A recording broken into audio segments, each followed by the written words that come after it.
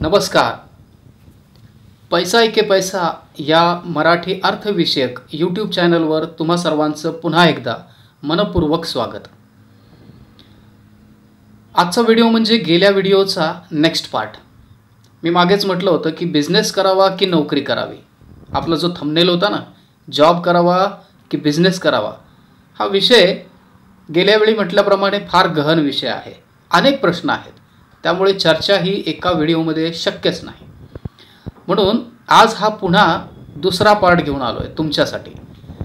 जर तुम्ही बिझनेस मला वाटतं गेल्या पहिल्या पार्टमध्ये मी काय सांगितलं होतं की बिझनेसमध्ये आणि नोकरीमध्ये दोन्ही ठिकाणी एक निगेटिव्ह पॉईंट काय आहे तो एकच जास्त करून मी डिस्कस केला होता, तो म्हणजे इन्कम संदर्भात. म्हणजे तुमचं मॅक्झिमम इन्कम कशामध्ये जास्त होऊ शकतं किंवा कमी होऊ शकतं का, या गोष्टीबद्दल मी बोललो होतो. त्यातली त्यात मला वाटतं की एक उदाहरण घेऊन तुम्हाला सांगितलं होतं की नोकरीमध्ये मॅक्झिमम तुम्ही किती इन्कम कमवू शकता. म्हणजे 30 वर्ष जर तुम्ही नोकरी केली तर त्या 30 वर्षामध्ये किती इन्कम तुमचं होऊ शकतं.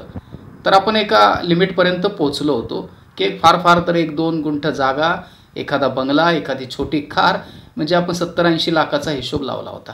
बघा आठवून. आणि जर तुम्ही तो व्हिडिओ बघितला नसेल तर तो पहिला व्हिडिओ नक्की आवर्जून बघा.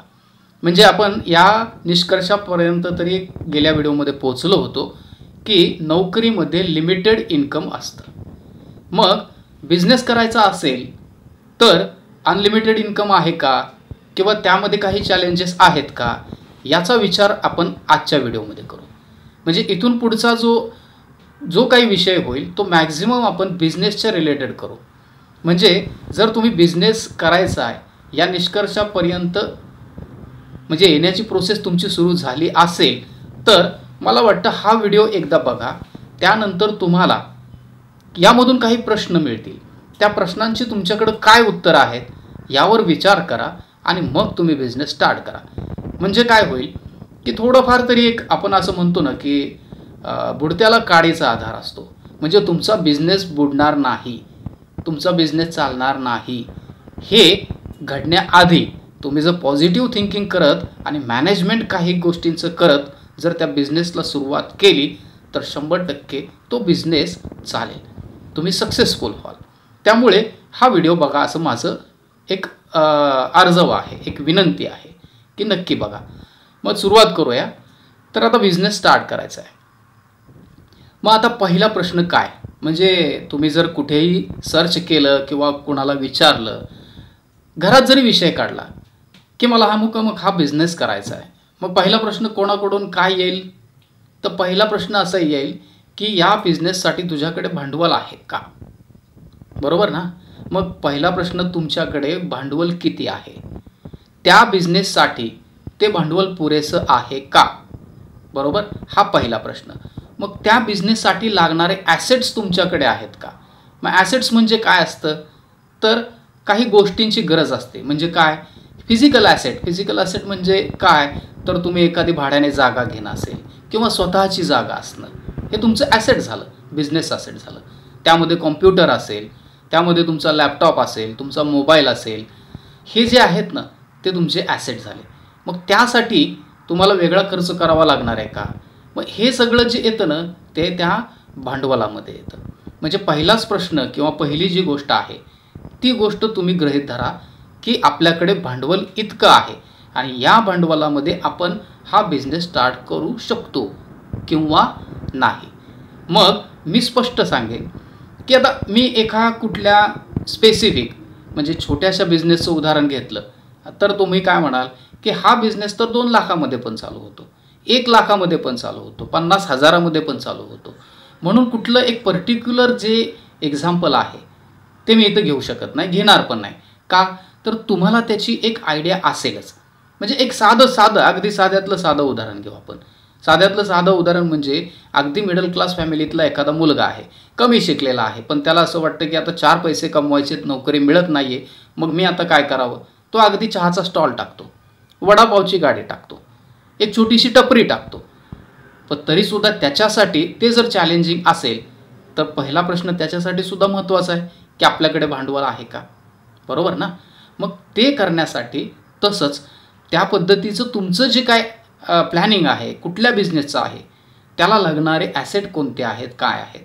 कारण एक टपरी जरी टाकायची म्हटलं किंवा एखादा स्टॉल जरी टाकायचा म्हटलं तरी तुम्हाला त्याच्यामध्ये ॲसेटची गरज लागतेच. सगळ्या गोष्टी आहेत. म्हणजे साधं आता उदाहरण म्हणून मी घेतलं, म्हणजे हे फार अगदी लो क्लासचं उदाहरण आहे, हाय क्लासचं उदाहरण आहे, असा तुम्ही भेदभाव म्हणा किंवा त्याचा फरक करू नका.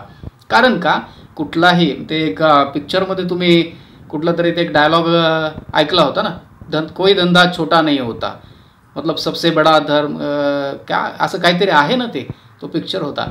तसं कोई धंदा छोटा नाही होता म्हणजेच कुठल्याही धंद्याला आपण कमी समजायची कारण नाही, गरज नाही. कारण ते जर उदरनिर्वाहाचं साधन होत असेल, आपल्या प्रगतीचं साधन होत असेल, तर तो धंदा कुठलाही असो पण चांगला, तो नक्कीच उत्तम धंदा समजून करावा. त्यामुळे उदाहरणाशी मतलब न ठेवता तुम्ही तुमचं स्वतःचं जे काय ठरवलं असेल, जो बिझनेस ठरवला असेल, त्याचा आधी भांडवल आणि लागणारे ॲसेट याच्यामध्ये तुमचं डिवायडेशन करा आणि ते जुळतं आहे का ते बघा. एखाद्याला एखादं ऑफिस टाकायचं आहे, सर्व्हिस प्रोव्हाइड करायची, गृहीत धरा. मग त्या सर्व्हिस प्रोव्हाइड करण्यासाठी त्याला एक ऑफिस हवं. मग त्या ऑफिसमध्ये बसायला तुम्हाला चेअर्स हव्या, त्यानंतर तुमचं टेबल हवं, तर एक कॉम्प्युटर पाहिजे.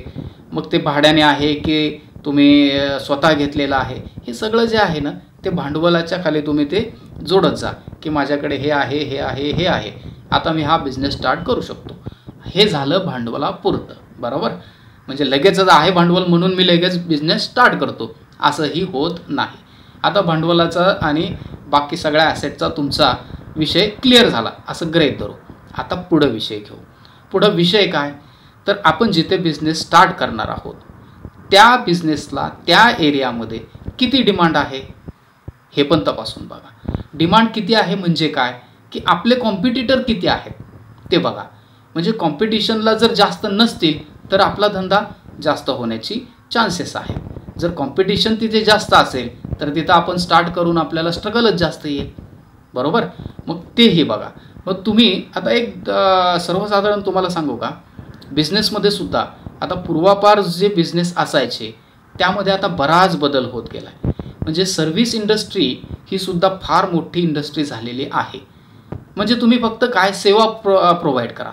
सर्व्हिस म्हणजे थोडक्यात काय की आता तुम्हाला ते झोमॅटो एक मी इथं कुठली म्हणजे ॲड करत नाही किंवा तुम्हाला मी इथं त्याचं प्रमोशनही करत नाही आहे, पण एक सर्वसाधारण सगळ्यांना माहिती असलेल्या त्या इंडस्ट्रीमधल्या सेवा प्रोव्हाइड करणाऱ्या या संस्था आहेत किंवा या कंपन्या आहेत म्हणून मी ते इथे नाव घेतो आहे.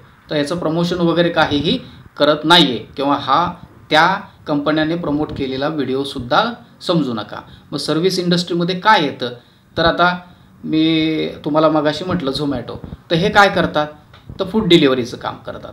मग ते स्वतः फूड बनवतात का, मुळीच नाही. ते काय करतात, इथून घेतात आणि त्यांच्या कस्टमरपर्यंत पोहोचवतात.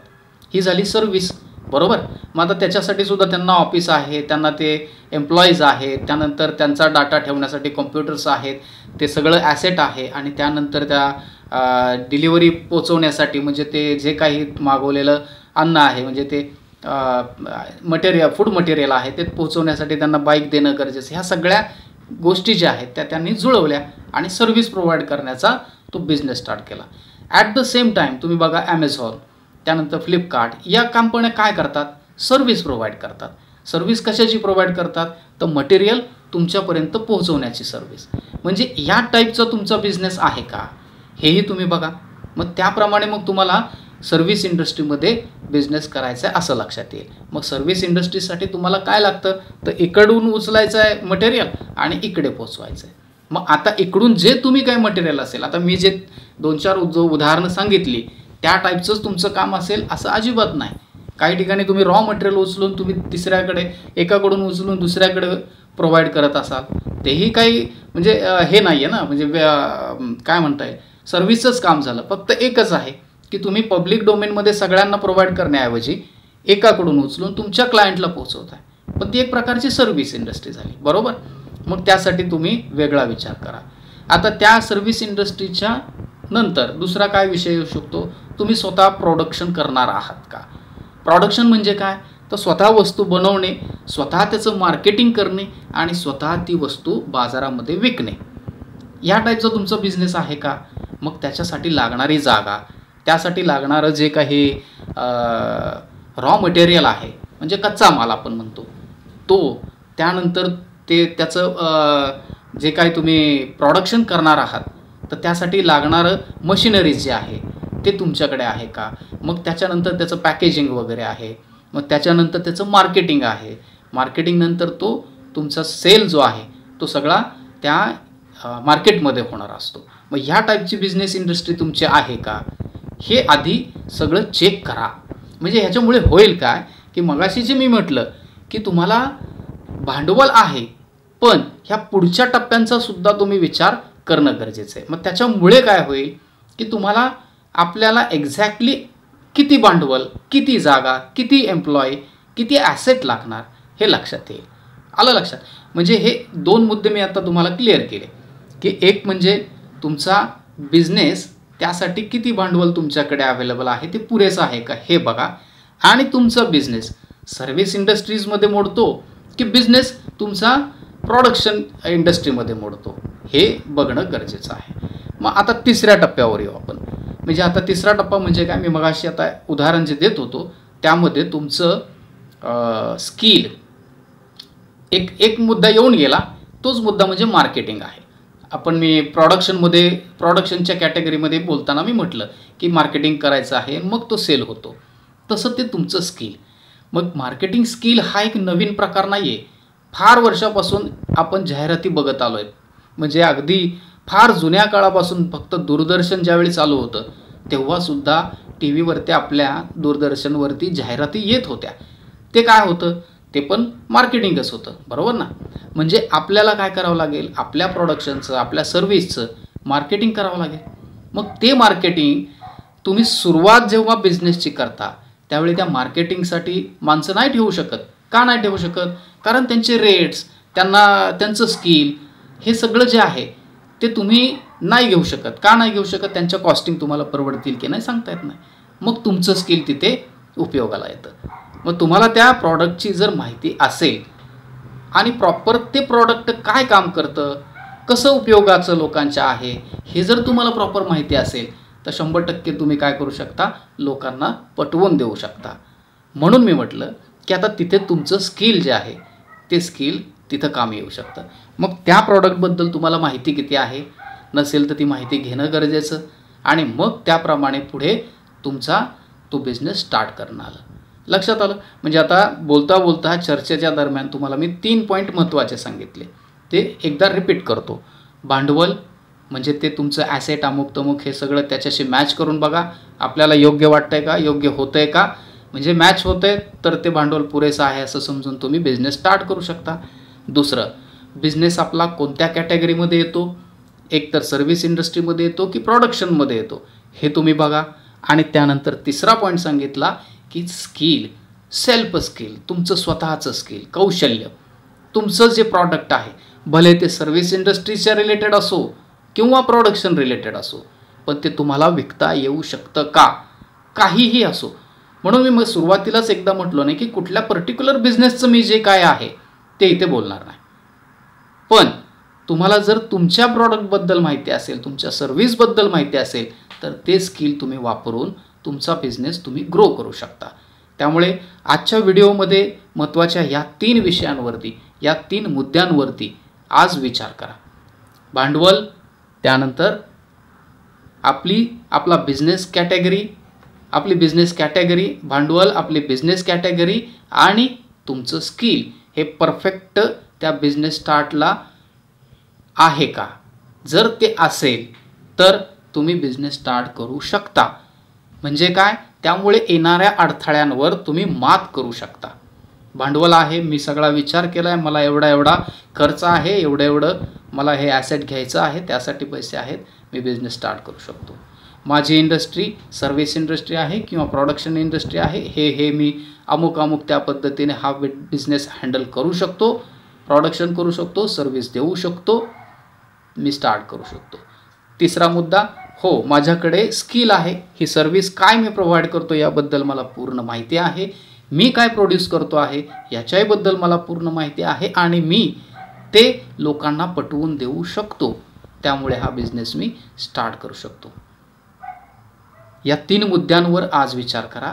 मीही तुमचा जास्त वेळ न घेता आणि जास्त वेळ उलट तुम्हाला देतो की तुम्ही या 3 मुद्द्यांवर आज विचार करावा आणि याच्या पुढचे जे मुद्दे आहेत ते मुद्दे मी पुन्हा पुढच्या म्हणजे 3ऱ्या भागामध्ये स्पष्ट करण्याचा प्रयत्न करेन, समजावण्याचा प्रयत्न करेन. मग ते मुद्दे काय आहेत, काय नाही आहेत, मग त्याच्यामध्ये आपण काय विचार करू शकतो हे पुढच्या भागात बघू. तोपर्यंत तुमची काळजी घ्या, यावर विचार करा. बिझनेस स्टार्ट करण्याआधी या 3ही मुद्द्यांवर पुन्हा विचार करा आणि चॅनलला सबस्क्राईब करा. आपण पुढे पुढे चाललो आहोत. मला वाटतं एकही सबस्क्रायबर नव्हता, आज 110 सबस्क्रायबर काहीतरी माझ्या चॅनलला झालेले आहेत. आणि मी तुम्हाला सुरुवातीच्याच अगदी व्हिडिओमध्ये सांगितलं आहे की यूट्यूबर बनणे हा माझा प्राथमिक उद्देश नाही. उद्देश काय आहे तेही बघण्यासाठी तो पहिला व्हिडिओ बघा, कारण हाच पुन्हा मी पहिल्या व्हिडिओचा सगळा विषय रिपीट करेन असं होईल. त्यामुळे तसं होऊ नये. उद्देश काय आहे ते पहिल्या व्हिडिओमध्ये क्लिअर केला आहे. पण तरीसुद्धा तुम्ही हा चॅनल सबस्क्राईब करा, लाईक करा आणि शेअर करा तुमच्या मित्रांसोबत, ज्या मित्रांना बिझनेस स्टार्ट करायचा आहे किंवा नोकरी करायची यामध्ये संभ्रम आहे, पैसा कमवायचा आहे, अर्थविषयक ज्ञान वाढवायचं आहे, तर हा चॅनल तुमच्या नक्कीच उपयोगी येईल. इथेच थांबतो. धन्यवाद.